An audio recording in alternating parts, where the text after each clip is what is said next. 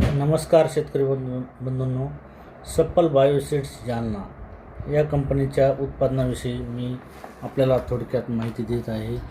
Supple seeds ही भाजीपाल्यामध्ये खूप उत्तम कार्य करणारी कंपनी आहे. या कंपनीत भेंडी, वांगी आणि मुळा या पेजवर पाहत आहोत आपण. तर याच्यात उन्हाळी हंगामात चालणारे पिके.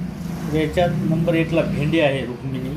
आपण पाहू शकता रुक्मिणी भेंडी ही सर्वात उत्पादन जास्त देणारी म्हणून सप्पल सीडची भेंडी आहे. रुक्मिणीला अधिक शेतकऱ्यांची पसंती आहे, जास्त उत्पादन देणारी आहे. 40 ते 45 दिवसाला पहिला तोडा होतो. ग्रीन डार्क असल्यामुळे याला बाजारात पण मागणी चांगली आहे. आपण याच्यावर फील्ड डे पण घेतला आहे आणि ही भेंडीला मागणी जास्त आहे.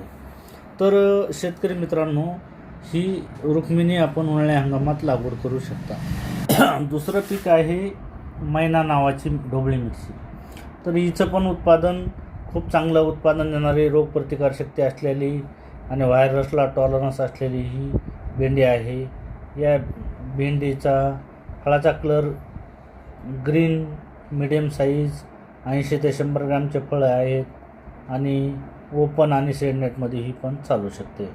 उन्हाळी हंगामात मैना नावाच्या मिरचीची लागवड करू शकता.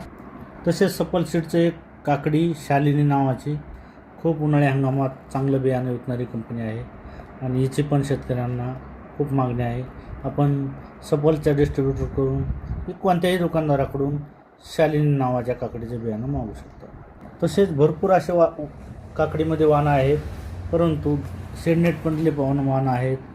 याच्यात पोपटी म्हणजे खिरा, आपण नंदिनी नावाचा 38 ते 40 दिवसात पहिली कटिंग होणारा खिरा आहे. प्रत्येक पानाला खिरा लागतो. भेटला तर अवश्य लागवड करावा. याचं उत्पादन सगळ्यात जास्त आहे. आणि नंदिनीचा खिरा, सप्पल बायोसीडचा नंदिनी, खिऱ्यामधील नंदिनी हा वाण अवश्य लागवड करावी. तसेच शेतकरी मित्रांनो, आता मे जून महिन्यात सगळ्यात जास्त नर्सऱ्याला भरणा होणारा सप्पल सीडचे भरपूर वाणं आहेत. मिरचीमध्ये चिंगारी, अंगारी, बिजली असे भरपूर वाणं आहेत. तर याच्यात आपण आपल्या बीड जिल्ह्यात मंडीला जास्त मागणी असणारी अंगारी आणि दबंग, पोपटीमध्ये दबंग आणि 4Gमध्ये अंगारी हा वाणा देत आहोत. त्याच्यानंतर मल्लिका हा काळ्या पाटीमध्ये आपण गेल्या वर्षी भरपूर वाण विकला आहे. यावर्षी पण त्याची शेतकऱ्यांनी मागणी केली आहे, तर मल्लिका पण देण्याचा प्रयत्न करत आहोत.